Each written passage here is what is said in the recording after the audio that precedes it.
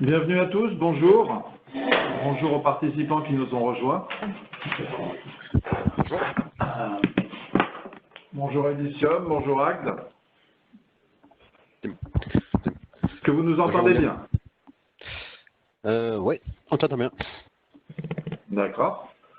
Donc nous sommes réunis aujourd'hui pour cette nouvelle revue des fonctionnalités. Ça faisait 2 sprints où les développements étaient intenses, donc les développements étaient en cours, donc le fait de montrer, il n'y avait pas une chose à montrer vraiment. Aujourd'hui, le programme est riche. Je serai avec Alex Orly, l'équipe de développement, pour vous présenter les nouvelles fonctionnalités mises en place pour la prochaine version majeure de Marche Courrier, la 20.03, donc sortie prévue fin mars de cette année. Donc c'est pour très bientôt. Aujourd'hui, au programme, comme annoncé, on va avoir différentes fonctionnalités, notamment certaines fonctionnalités majeures. Donc c'est pas forcément dans l'ordre là sur la slide. Alex a préparé un ordre de démonstration. On verra l'édition en ligne, on verra l'administration des contacts, gestion des contacts, on verra le suivi des courriers, on verra d'autres choses, aussi d'autres fonctionnalités mises en œuvre dans cette version majeure de Marche Courrier. Donc je vais passer la parole et interagir avec Alex pour nous présenter les différentes fonctionnalités de cette revue. Alex. Eh bien, bonjour à tous, et surtout bonne année avant tout.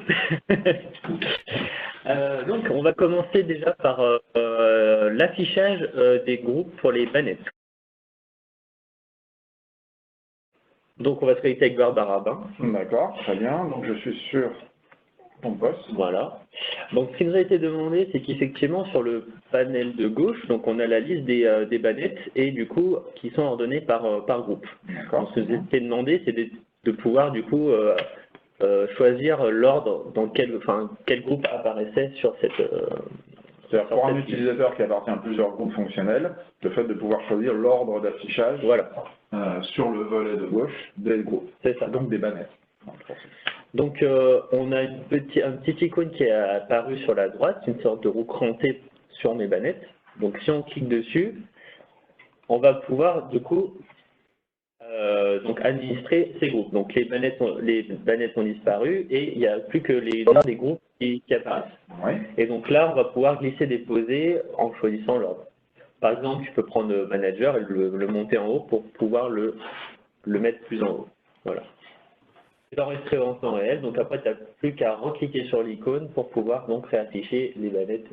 D'accord, et là, je vois que l'ordre des groupes a changé sur l'affichage du volet de gauche.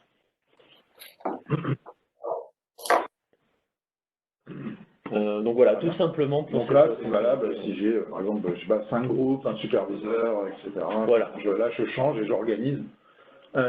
C'est sauvegardé avec mes préférences? C'est sauvegardé, oui, tout à fait. Si tu te reconnectes plus tard, ça sera sauvegardé. Donc l'ordre que j'ai défini sera affiché voilà. au moment de la reconnexion des préférences. Très bien. Donc voilà pour cette fonctionnalité. Après, donc, on va passer à la fonctionnalité suivi de courrier. Donc là, si vous avez pu remarquer, on a donc une nouvelle icône, c'est une petite étoile tout en haut, dans les raccourcis, donc qui est suivi de courrier. Donc ce qu'on a fait, c'est qu'on a eu switché du coup, l'accueil est passé en haut, tout en haut, voilà ici. Et donc cette étoile, on va pouvoir du coup accéder au suivi des courriers. Donc par exemple, si on va sur les courriers à traiter, on va pouvoir voir sur la liste. Va plutôt sur les utilisateurs. D'accord. On est sûr que ça sera bien dans la démo. Ok. Voilà. Et donc là, également ici, on peut voir que l'icône étoile est apparue à côté de la coche sur la liste, à gauche. Parfait. Ici. Donc là, on peut voir que donc, ce courrier est suivi lorsque l'étoile est pleine. Et donc, on peut décocher ou cocher suivant son envie, si on veut le suivre ou pas. Donc là, si tu cliques dessus, le courrier ne sera plus suivi. Et donc, l'étoile passera.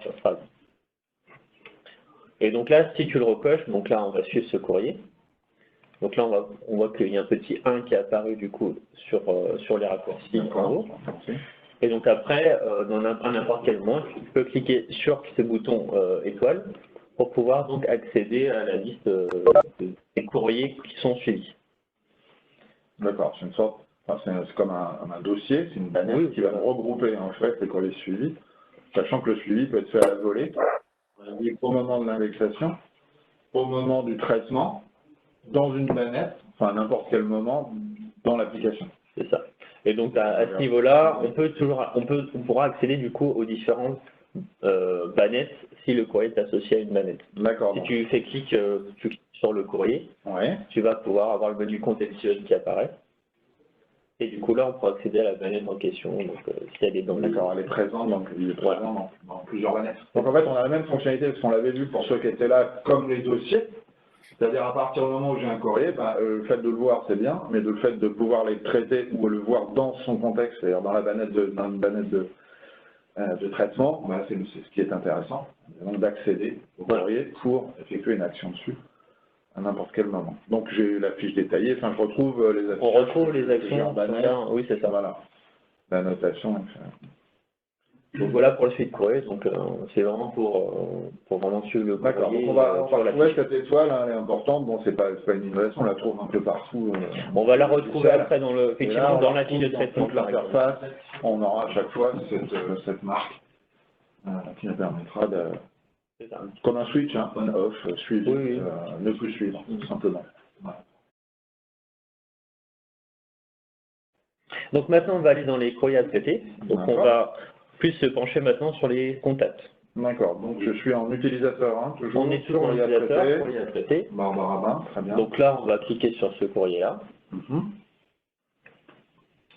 Donc voilà, pour rappel, juste effectivement, l'étoile qui apparaît sur la fiche de traitement, hein, on peut voir dans l'encart à gauche, à côté de priorité. Très bien. On voit l'étoile aussi est disponible ici également. Si vous la marquez, donc on retrouve la fonctionnalité. Voilà. Un peu partout.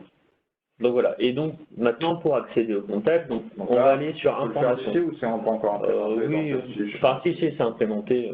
Voilà, donc ici je retrouve la même mécanisme. Très bien. Donc on va accéder aux informations maintenant de ce courrier. Donc tu veux... on va aller sur l'onglet information, donc le tout dernier.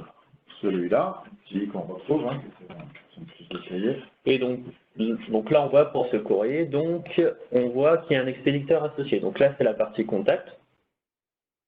Donc là on a un expéditeur qui est Pierre Brunel. Et donc si tu cliques dessus, on va pouvoir donc accéder à sa fiche contact. Très bien. Donc voilà, donc la fiche contact maintenant s'organise de cette manière. Donc on a le nom, le prénom et ses coordonnées en bas. Donc c'est un affichage un peu plus clair que quand même que précédemment. Et donc là, on peut donc accéder à l'adresse si on a envie pour voir son adresse, par exemple sur Google Maps, par exemple. Et donc si on a le droit de modifier ce contact, on a le bouton modifier qui apparaît. Donc là, si tu cliques sur modifier, tu vas pouvoir donc accéder à sa fiche de modification. Très bien. Parti. C'est parti. Et donc voici la fiche de contact lorsqu'on est en modification. Donc là-dedans, on a plusieurs choses. Donc on retrouve donc les métadonnées des contacts, avec la civilité, etc. En haut, la complétude, donc savoir à quel pourcentage les contacts sont remplis. Ouais, je rappelle que la complétude est paramétrable. Donc pour ce contact-là, en fonction des paramétrages faits dans l'administration, il est complet à 100%. C'est ça. Donc ça reste le taux de complétude, hein, on l'avait déjà vu, ça a un peu évolué, mais c'est le même principe qui régit ça. C'est d'ailleurs de définir en quoi un contact, quelles sont les métadonnées qui font qu'un contact est correctement rempli, moyennement qualifié ou absolument pas qualifié du tout. Rouge, on trouve des codes couleurs associés au contact qu'on retrouvera dans l'application. Donc voilà, donc la complétude, donc tous les champs qui sont donc cibles de la complétude ont une pastille de couleur. Donc là, on voit qu'il y a des pastilles vertes. D'accord.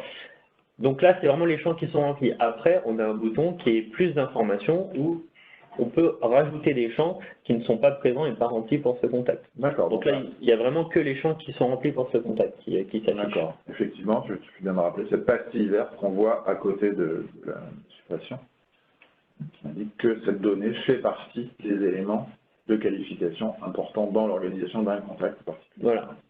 Et donc, si tu cliques sur plus d'informations, donc après, on pourra rajouter des éléments sur les différentes catégories. Par exemple, pour la dénomination, on peut rajouter la société, la fonction, un service. Dans l'adresse, le point de remise, le complément d'acheminement, ou autrement, des compléments. Donc, dans le complément, on va retrouver tout ce qui est champ technique, on va dire, des identifiants, et également, donc aussi, ce qu'on verra plus tard, la possibilité de mettre des champs custom pour ces contacts-là. Donc les champs personnalisés, hein, c'est-à-dire les champs, je peux définir, je ne sais pas, imaginons la date d'anniversaire d'un contact, imaginons, alors, et donc il apparaîtrait ici et je pourrais la renseigner. Et on pourra la renseigner. Voilà. Alors, on peut imaginer tout un genre. On retrouve les typologies, enfin on montrera peut-être un peu plus tard, je ne sais pas maintenant. Donc c'est ici que je vais rajouter une information. C'est ça. À la volée. Dis-moi. Et du coup, on a aussi donc deux manières de renseigner une adresse. Donc, soit comme avant l'adresse BAN, avec sur la partie droite de choisir le département, et après on choisit son adresse, ou on peut basculer en mode saisie manuelle pour renseigner les champs manuellement. D'accord, donc je retrouve là que tu as installé. Là, j'ai installé tous les départements. Et autrement, on peut basculer en saisie manuelle pour pouvoir saisir vraiment les champs manuellement si on n'a pas ou on ne trouve pas l'adresse. Très bien, donc j'ai cette possibilité de saisir les informations en plus. On a vu les compléments d'acheminement, on a vu tout un tas de choses qui font partie d'une adresse qu'on peut rajouter. Mais là, c'est type BAN. Ces données-là sont des données de la BAN. C'est pour ça qu'elles s'affichent comme ça. C'est-à-dire que les autres compléments d'adresse ne sont pas des données du fichier BAN, c'est des données de compléments d'acheminement, d'autres choses, de points de distribution, qui ne sont pas dans la BAN, puisque la BAN, c'est des points géographiques. Donc c'est des adresses avec des coordonnées GPS derrière. Fin de la parenthèse. Donc voilà pour ces fiches comptables. Donc là, on peut vraiment maintenant la personnaliser, supprimer vraiment les champs qu'on n'a pas envie, en rajouter vraiment à la volée, il n'y a pas de problème. Et du coup, de pouvoir vraiment voir très rapidement si ce contact est bien rempli ou non, suivant le paramétrage que l'utilisateur a défini. Donc voilà pour cette fiche contact, en tout cas.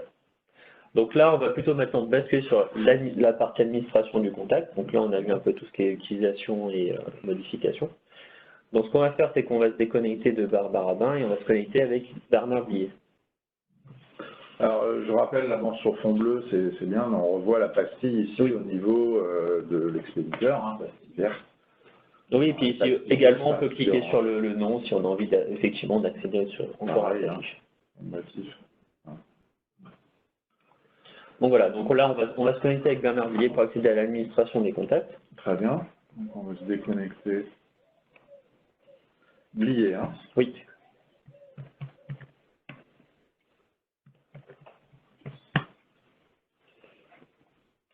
Donc là, on va aller sur l'administration et on va aller sur les contacts.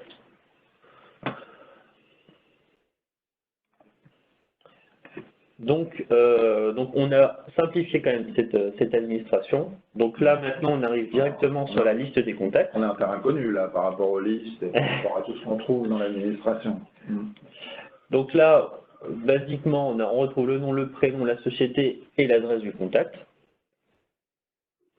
Sur la partie gauche, on va retrouver donc les sous-menus des contacts. Donc si on veut accéder à la liste, si on veut accéder au champ personnalisé, au paramétrage ou au groupement de contacts.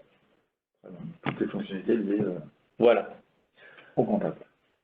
Donc là, si on clique sur un contact, on va revenir sur la partie formulaire comme on a vu précédemment, avec la modification des formulaires. Donc tout basiquement, donc on retrouve ces champs. Et du coup, on va maintenant plutôt accéder donc à la partie champ personnalisé pour montrer cette administration. Très bien. Et donc c'est ici qu'on va pouvoir donc rajouter des champs à un contact, des champs personnalisés. Donc, sur la partie droite, bon, ça marche comme les champs personnalisés du formulaire d'enregistrement. D'accord, on retrouve les mêmes types de champs. Et les mêmes organisations, en fait, de ces champs-là. Voilà. Des listes, boutons radio, des cases à cocher. Des champs de date, etc. Champs de date.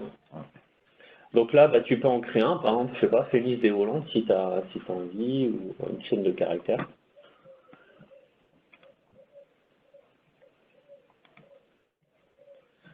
Donc là, tu as créé ton champ, donc là, tu vas lui donner un label. Donc là, pour l'instant, c'est le nouveau champ 1, tu peux définir ce que tu veux.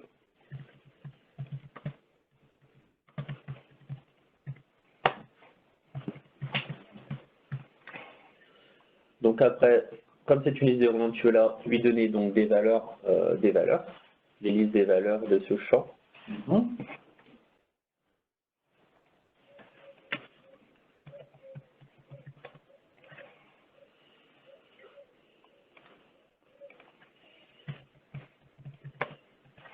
Voilà, donc maintenant tu modifies. Bon, c'est une troisième valeur. 203. Voilà. Okay.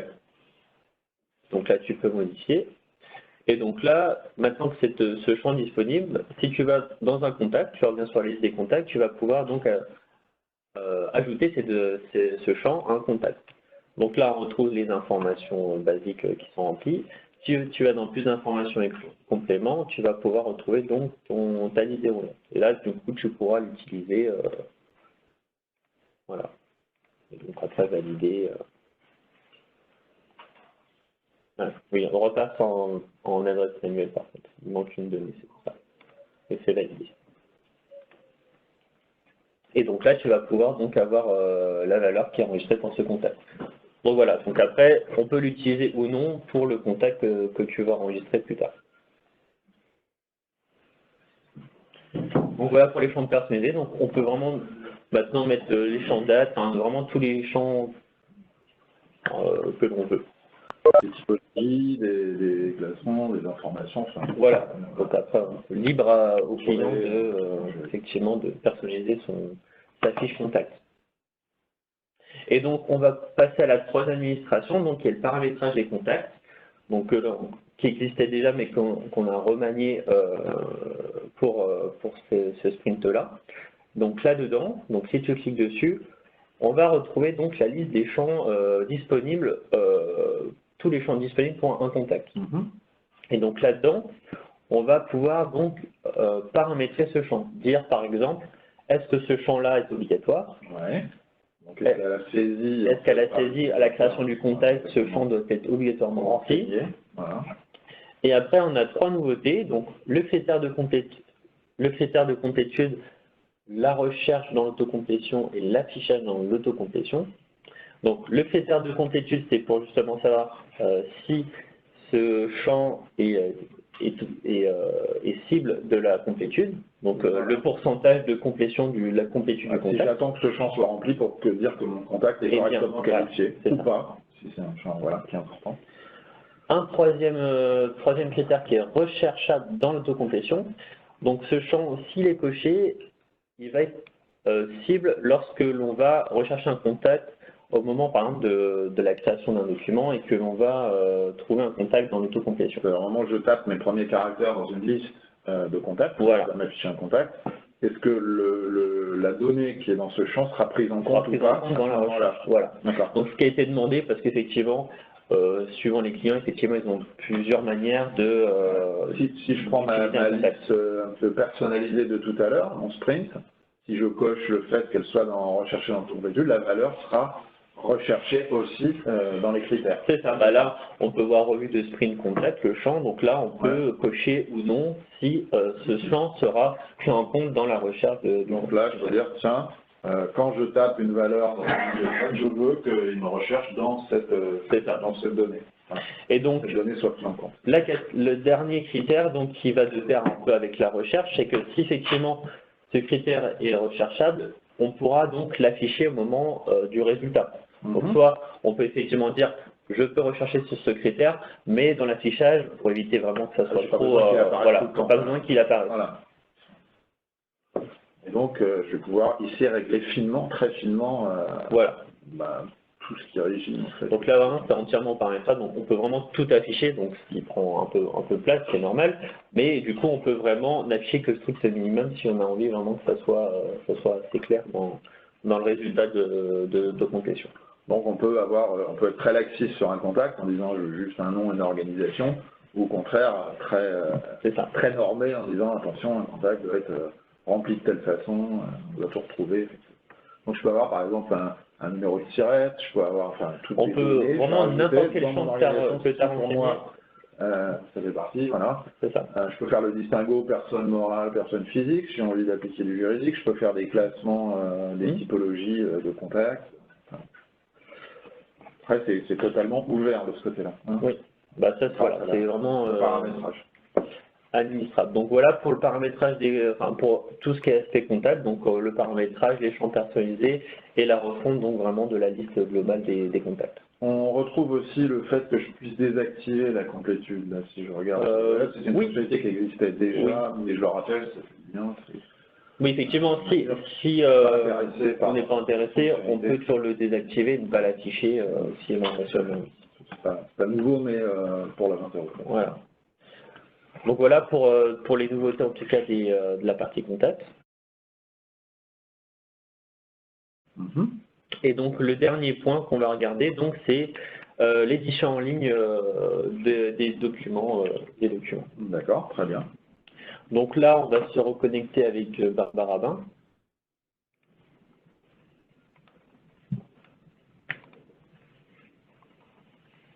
Donc là, on va retourner sur notre courrier à traiter, donc plutôt utilisateur. Utilisateur, hein. J'ai envie de le mettre en premier, celui-là. Donc là, tu peux cliquer donc sur ce courrier-là et on va donc créer par exemple une pièce jointe. Donc là, on va aller sur l'onglet pièce jointe. Donc, on va ajouter une pièce jointe. Donc là, renseigne par exemple un projet de réponse. Là, renseigne un contact. Donc là, on va pouvoir voir donc l'autocomplétion d'un contact. Donc là, par exemple, tu peux taper marche. Et donc là, c'est donc l'affichage de l'autocomplétion. Donc là, on a les informations affichées donc que l'on a activées dans le paramétrage parce qu'ils ont été définis. Voilà. Donc ça réagit par rapport à la complétion au champ que j'avais désigné pour être indexable, si tu veux, enfin trouvable via ça, plus l'affichage. Toute la mécanique qu'on a vue tout à l'heure, elle se met en œuvre ici. Enfin, c'est notamment. Donc on retrouve la pastille verte pour le critère de complétion. Donc là, on peut voir vert si c'est bien rempli, orange si c'est moyennement rempli et rouge s'il n'est pas très bien rempli. Donc là, sélectionne un contact. Et donc là, ça l'affiche toujours, ça a le même motif. Donc là, effectivement, on a une icône partie de contact. Donc on pourra toujours remplir soit un contact externe, soit un utilisateur interne, comme Bernard Billet, ou c'est tout. Il n'y a que deux possibilités. Très bien. Alors, je viens de me renseigner. Voilà. Et donc là, on va donc choisir un modèle, je ne sais pas, par exemple, réponse, je baisse un peu, réponse générique LibreOffice. Celle-ci? Oui. Donc là, bon, un petit message d'avertissement pour dire que les variables seront fusionnées, seront remplacées, prenant en compte ce que l'on a rempli sur la partie gauche. Ça va fusionner en fait les variables à ce moment-là. Et donc à ce moment-là, donc LibreOffice l'OniOffice va se lancer directement dans le contenu de la modale. Et donc là, on va pouvoir donc éditer son document directement dans l'application March. Très bien. Donc là, il a fusionné, ce qu'on voit ici. Voilà. Donc il a fusionné l'ensemble des données, à part le chrono, parce qu'il sera fusionné après validation du coup de la pièce jointe. Et donc là, tu peux du coup modifier ton document.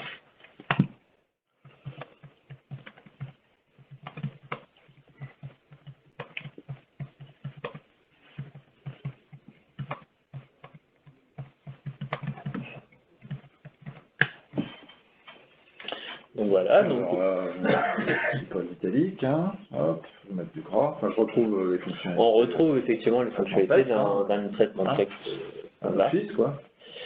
Et donc après, quand tu as fini, tu peux donc valider ta pièce jointe. Donc là, je retrouve les documents classiques, modèle, j'ai l'habitude.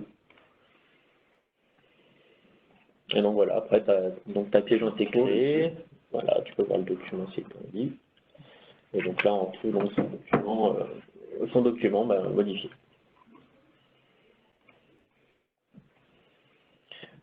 Donc voilà pour l'édition en ligne. Bon, c'est globalement c'est vraiment l'éditeur qui se retrouve donc dans l'application de Marche.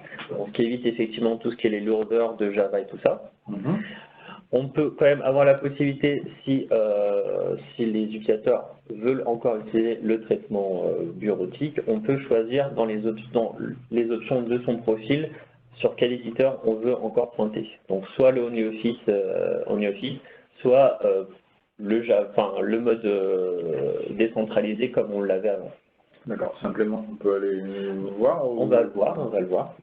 Donc là, je me suis permis de rééditer. Oui. Permission à la volée, on est passé, voilà, enfin, bon, c'est assez rapide, donc là, je suis même en Wi-Fi, en réseau filaire. Il est où ce LibreOffice, là, juste pour la petite anecdote? Pour l'instant, non, c'est actuellement, là, moi, c'est un serveur local que j'ai chez moi. Effectivement, c'est un serveur, du coup, à part par rapport à l'application. Oui, un peu technique, là, oui. Un serveur LibreOffice, OnlyOffice, pardon, qui est basé sur une technologie, voilà, qui va se charger de faire tous les traitements en fait du document. C'est lui qui crée les PDF aussi. C'est lui qui fait les conversions, qui fait l'édition et tout ça en fait. Voilà. C'est lui qui fait l'interface en fait directement aussi en fait. Donc on risque d'avoir une très bonne fidélité entre ce qu'on va éditer, la transformation PDF. Oui, normalement, effectivement, c'est vraiment fait pour être utilisé même avec des documents de Kix, etc.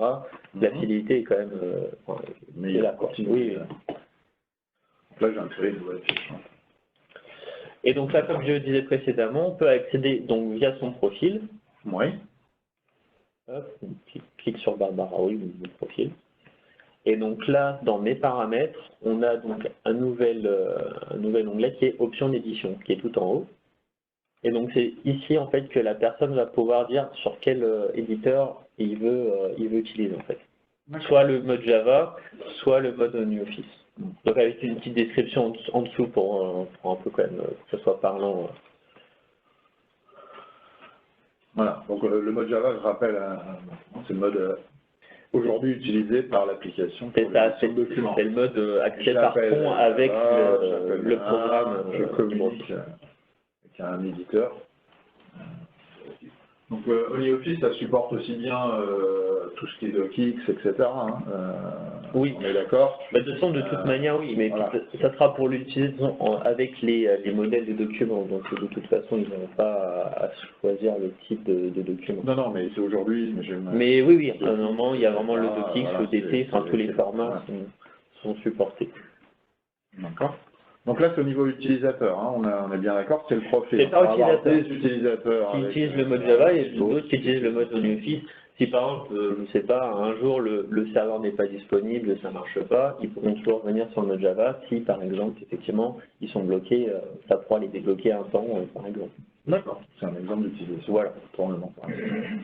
Je peux le fixer au départ ou pas dans l'organisation, tout le monde sur OnlyOffice ou comment ça se passe à l'initialisation? À l'initialisation du projet, par exemple, oui, on pourra. Un choix intégrateur. De toute façon, c'est stocké en base de données, donc ça après au niveau du projet, au démarrage, je veux dire, voilà, pour mes utilisateurs, on va partir là-dessus.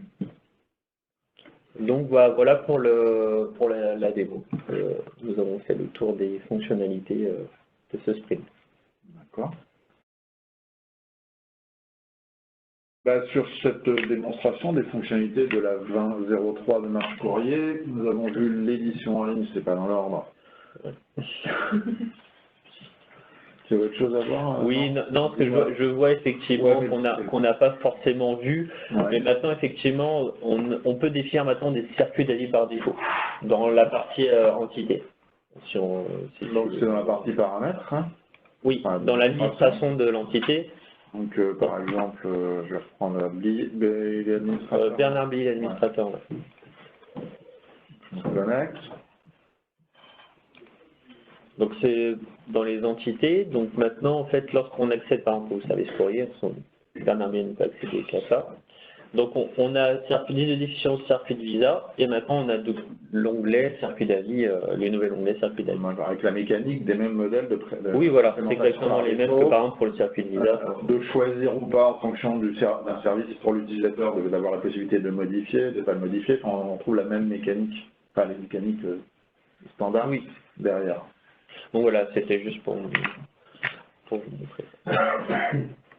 D'accord.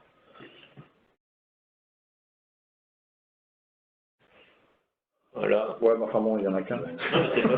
Oui, mais c'est juste pour montrer qu'effectivement, du coup, c'est en haut, en fait, de 1 Donc ici voilà. Je vois on a juste la liste, voilà, quelque chose qui a été très demandé, la possibilité d'afficher un certain nombre de courriers à la fois dans une voilà. Ici, c'est... Alors maintenant, on aura 150, on aura 150. Je peux passer à 150. Après, au-delà de 150, disons qu'effectivement, viable au niveau, plus il y en a, plus ça sera long à charger. C'est aussi les temps. Je vous propose ce qu'on a vu, ce qui a été montré, ce qui a été démontré. Est-ce que vous avez des questions ou des remarques sur ces différents points? Bonjour. Bonjour. Mairie de Thionville, j'aurais une question. Je suis du service informatique. L'interface est directement installée sur le serveur ou c'est un service SaaS que vous prenez? Alors non, ça sera effectivement hébergé chez vous, par exemple, sur un autre serveur. Sur un autre serveur obligatoirement? Non, pas sur le même serveur. Disons que le mieux, ça serait sur un autre serveur. Après, on peut le mettre sur le même serveur. Mais c'est vrai qu'après, du coup, le serveur, devra avoir des specs un peu plus gonflés que pour héberger uniquement marche courrier. D'accord. Donc, c'est compatible Microsoft et LibreOffice, j'ai cru en comprendre? Pour les extensions, oui, tout à fait. c'est même, j'en comprends pas que c'est plus fidèle. Il y a des bruits qui courent.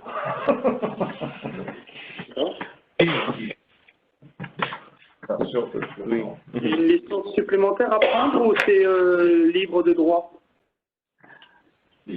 OnlyOffice, c'est libre de droit. Jusqu'à un certain nombre d'utilisateurs. Donc, Oui, en fait, il y a une limitation en termes de volume d'utilisation. C'est-à-dire que si vous excédez plus de 20 utilisateurs simultanés, qui est en direct sur OnlyOffice, il faudra prendre une licence auprès de OnlyOffice. Sinon, il n'y a pas de limitation. C'est-à-dire qu'il y a une version libre qui vous permet d'utiliser donc LibreOffice avec toutes ses fonctions. Il y a juste une limitation de capacité sur le nombre d'utilisateurs connectés en même temps sur OnlyOffice.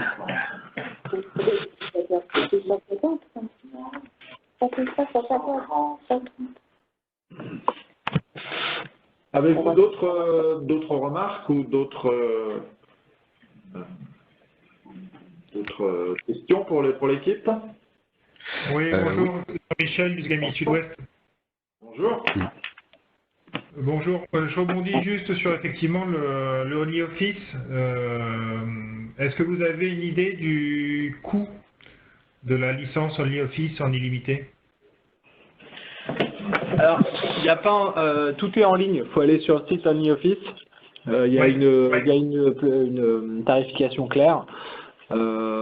C'est quelques milliers d'euros en fait en fonction du volume, c'est-à-dire qu'il y a des paliers, il y a de 20 à 150, au-dessus de 150, 500 et puis après je crois que c'est au-dessus de 1000. Donc tout c'est bien fait, hein, c'est clair, voilà. Et après, une autre question sur la charge réseau. Est-ce que vous avez une idée de la charge réseau que consomme le transfert OnlyOffice sur l'écran? Non. on doit encore faire des tests. Ouais, on doit faire des tests. Alors la chose dont on est sûr, c'est qu'au premier chargement, comme c'est du JavaScript, il va mettre en cache toute la partie éditeur. Oui. Donc ça c'est sur le premier chargement et ensuite il y a quasiment que, je pense, que le document qu'on va éditer qui va transiter. Il faut qu'on fasse encore des tests là-dessus. potentiellement. Merci. J'ai une petite question sur les contacts, s'il vous plaît. Oui, bonjour. Oui, bonjour, Clément Bishop. Là, vous avez refondu complètement les contacts. Là, donc là, on n'a plus un compte et des contacts associés, si je comprends bien. Et donc, pour les migrations, comment ça va se passer? Alors justement, pour les migrations, on a vraiment prévu tout ce qui est aspect migration. Donc les anciens contacts seront bien migrés dans la nouvelle structure actuelle, en fait. Il n'y a pas de souci. D'accord.